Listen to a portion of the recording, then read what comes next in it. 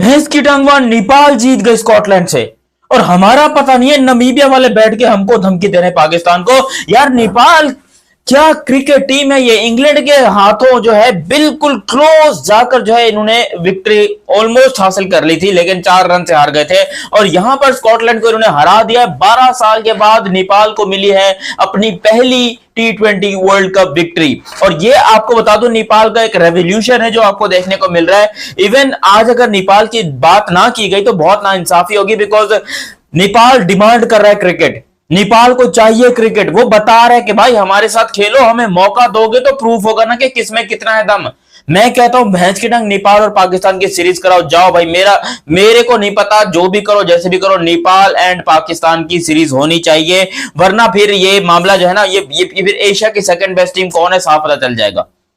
अफगानिस्तान बड़ी शानदार है, Bangladesh okay okay, Sri Lanka brilliant है, लेकिन पाकिस्तान जो है ना वो इस टाइम पे ऐसी चल रही है कि या तो वो एशिया की जो है वो सेकंड बेस्ट टीम होती है या फिर सबसे लास्ट टीम होती है। और आजकल हम चल रहे हैं बिल्कुल लास्ट टीम एशिया के अंदर, क्योंकि नेपाल हमसे बेहतर खेल रहा है, अफगानिस्तान हमसे बेहतर खेल रहा है, हमसे बेहतर जो है ये बांग्लादेश और श्रीलंका वाले खेल रहे हैं। इंडिया तो खैर पूरी दुनिया से बेहतर खेल रहा है, वो एक अलग ही जो है ना रोड के ऊपर चल रहे हैं। यहां पर अगर इस मैच की बात करेंगे, नेपाल ने जिस तरीके से कॉम्प्रिहेंसिवली 170 का टारगेट चेस किया है, जितनी तारीफ करें वो कम है। नोबडी वाज थिंकिंग कि नेपाल इतनी आसानी से ये मैच जीत जाएगा, बिकॉज इनकी विकेटें सिर्फ और सिर्फ 3 गिरी थी।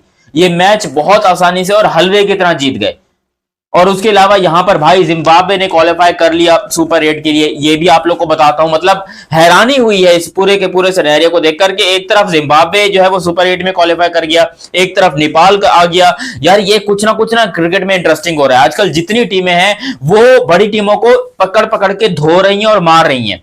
इवन जिम्बाब्वेन क्रिकेट टीम भी शानदार है। देखो दोनों की बात करते हैं, लेकिन अभी तक आपने ये चैनल सब्सक्राइब नहीं किया तो सब्सक्राइब करो, और सब्सक्राइब करते ही बेल आइकन दबाओ। देखो सबसे पहले नेपाल वाले मैच पे आते हैं। नेपाल ने जब बॉलिंग की 167 आई थिंक बना दिए, 170 रन जो है वो बना दिए स्कॉटलैंड ने। नेपाल के बॉलर्स में संपल कमी जो है उन्होंने यहां पर सिर्फ 4 ओवर में 25 रन देकर 3 विकेटें हासिल की, और 2 विकेटें यहां पर नंदन यादव ने भी हासिल की। ठीक है, दोनों इस टाइम पे नेपाल की टीम में है, उभरते हुए सितारे। हालांकि संदीप लमचन को कोई विकेट नहीं मिली, उनका इकोनॉमी रेट भी बाकी सबसे ज्यादा था। 9.70 का इकोनॉमी रेट संदीप का था, जबकि उसके अलावा बाकी सबका नीचे ही था। बट जो इससे पता चलता है कि नेपाल के अंदर जो यंग टैलेंट है वो सब कुछ संदीप के ऊपर जो है ना निर्भर करके या संदीप के ऊपर डालकर नहीं बैठे हुए, वो अपनी पूरी मेहनत कर रहे हैं अपने लड़कों के ऊपर। उनके यहाँ पीछे काम हो रहा है, भले ही नेपाल में पैसा कम हो क्रिकेट के ऊपर, लेकिन टैलेंट तो खैर वहां से भी ठीक ठाक निकल रहा है। अगर आप नेपाल की बॉलिंग की बात करें तो बहुत जबरदस्त बॉलिंग की, लेकिन मेन चीज थी नेपाल की बैटिंग, जिसमें कुशाल भुरतल ने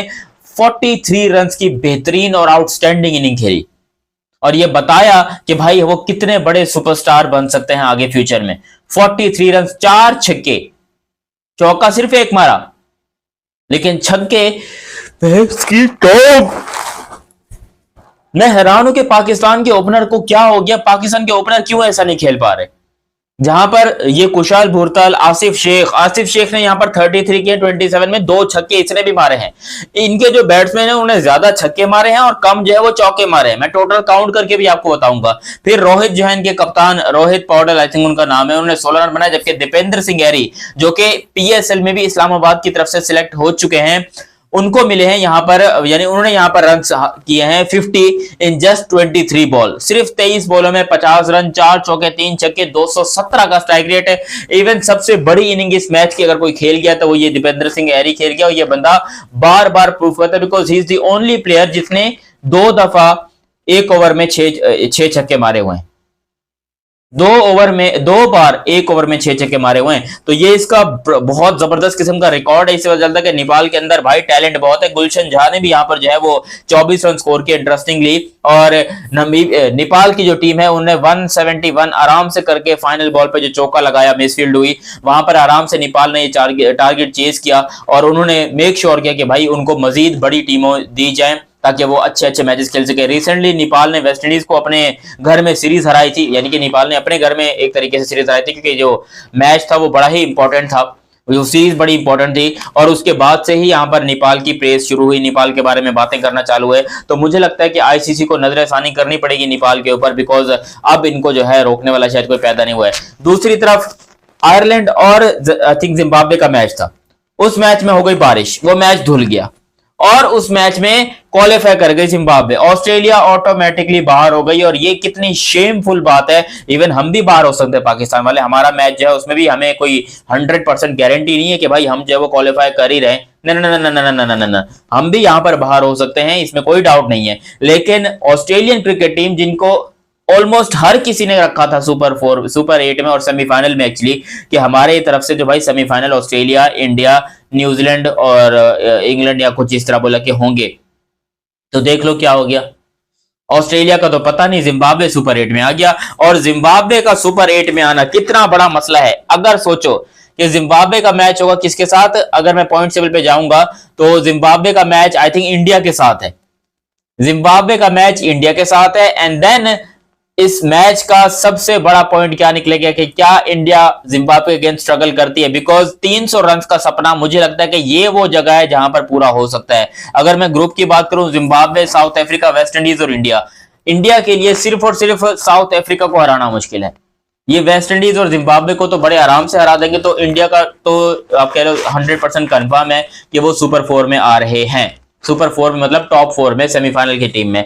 दूसरी तरफ अगर पाकिस्तान वाले ग्रुप में बात करें तो पाकिस्तान, इंग्लैंड, न्यूजीलैंड और श्रीलंका, ये ग्रुप बहुत मुश्किल है, बहुत ज्यादा मुश्किल है पाकिस्तान के लिए। तो यहां से तो भाई या तो श्रीलंका या न्यूजीलैंड या इंग्लैंड कोई भी ऊपर आ सकता है। पाकिस्तान के ऊपर आने के चांसेस ऑलमोस्ट कम है और इम्पॉसिबल ही है एक तरीके से, क्योंकि मुझे नहीं लगता कि कभी भी ये टीम जो है वो सुधरेगी। ये टीम हमेशा जाती है और बड़े गंदे तरीके से अपने आप को खुद फंसाती है। आज भी ये टीम ने अपने आप को खुद ही फंसाया है।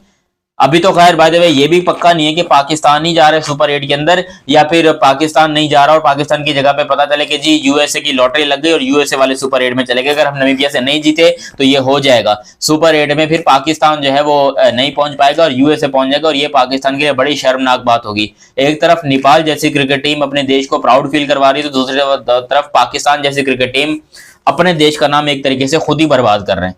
क्योंकि पूरी दुनिया में पाकिस्तान का नाम होता था कि बड़ी जबरदस्त टीम है, बड़ी आउटस्टैंडिंग टीम है और इनका एक लेगेसी रही है। इमरान खान कप्तान, वसीम अकरम, वकार यूनिस, सब लोग बड़ी तारीफें करते हैं। लेकिन आजकल जो पाकिस्तान क्रिकेट टीम है, they become a jokers, literally jokers, not chokers, jokers. क्योंकि जो हम जलील हो रहे हैं, कभी इंडिया से तो कभी जिम्बाब्वे से, कभी अफगानिस्तान से तो कभी यूएसए, कभी आयरलैंड से, तो भैंस की डंग कभी किससे तो कभी किससे। इवन नेदरलैंड ने भी इस दफा हमें जो है वो ऑलमोस्ट आप कह लो हरा ही दिया था। पता नहीं कैसे कोई कुदरत का निजाम काम कर गया और हम लोग जीत गए, वरना वहां पर भी हमारी बर्बादी हो ही गई थी। खैर ये मैच आज के दोनों ही बड़े शानदार हुए। एक तो खैर मैच ही नहीं हुआ, दूसरा मैच बड़ा शानदार हुआ जिसके अंदर नेपाल और स्कॉटलैंड का मैच था। थ्रिलर मैच हुआ, शानदार हुआ। और नेपाल वाले फैंस के लिए मैं तालियां बजाना चाहूंगा कि अपनी टीम को इस तरह सपोर्ट करते रहें। और जो क्राउड आया हुआ था देखने के लिए, एब्सोल्युटली लाजवाब, पूरा क्राउड नेपाल का था, नेपाल को सपोर्ट कर रहा था। आप लोग अपनी राय कमेंट सेक्शन में दीजिएगा। अभी तक आप लोगों ने चैनल सब्सक्राइब नहीं किया तो सब्सक्राइब कीजिए और बेल आइकन दबाइए। मिलते हैं बहुत ही जल्द अगली वीडियो में, तब तक के लिए आप मुझे दीजिए इजाजत। अल्लाह हाफिज and love you, bye bye.